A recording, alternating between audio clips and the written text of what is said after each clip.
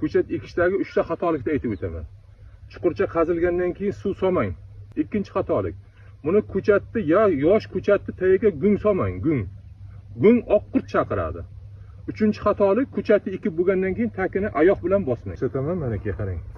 Buni tomiri mana bunday uzunligi uchun buni qisqartiramiz. Qisqartirishimiz sababi mana bu yerdan yangi tomirlar chiqarib yuboradi. Ko'chatning rivojlanishiga yaxshi bo'ladi. Avval mana bir qo'yib ko'ramiz. Mana emin erkin tushdi ko'chat. Ko'chatni ekishdan oldin tagiga ammofos sepamiz bir qism. Mana bir qism. Ko'p kerak emas. Mana endi to'proq bilan aralashtiramiz buni. Aralashtirgandan keyin ko'chatni qo'yamiz. Mana ko'chat pishadi. Ko'chatni qo'yamizda to'proqni tortamiz mana.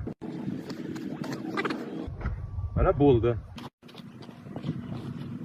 Ana endi bunga suv solamiz. Buni tayini bosmaymiz. Daraxtni tayini bosmaymiz ko'chat ekkandan keyin. Agar daraxtni tayini bosaydigan bo'lsak, ana bu sancha bo'lib qoladi. Ham qotib qoladi, suv tomirga yaxshi olib bormaydi. Ana bu suvni quyganimizdan keyin mana qarang. Mana shunday loy qilib tomirga yopishtiradi uni. Mana bo'ldi. Ana bu tomirga yopishtirgandan keyin kava ko'p qolgan joylarini yana to'proq tortib qo'yamiz. Mana to'proq.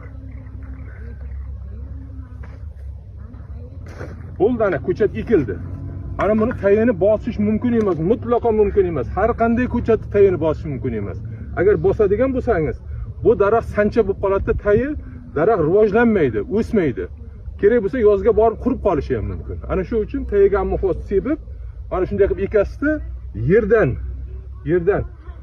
70 sm qoldirib kesib tashlaysiz. Bu havo tegmaydigan joylarga, agar adirliklarga ekadigan bo'lsangiz, buni 30 sm qoldirib kesasiz. Sababi tashdan shonalasa, adirlikda mevalar to'kib tashlamaydi. Olma bo'ladimi, nok bo'ladimi? Ana shunday bo'ladi. Bizning bog'dorchilik sirlari kanalimizga obuna bo'ling. Mana shu ko'chatlar haqida ma'lumot berib boraveramiz.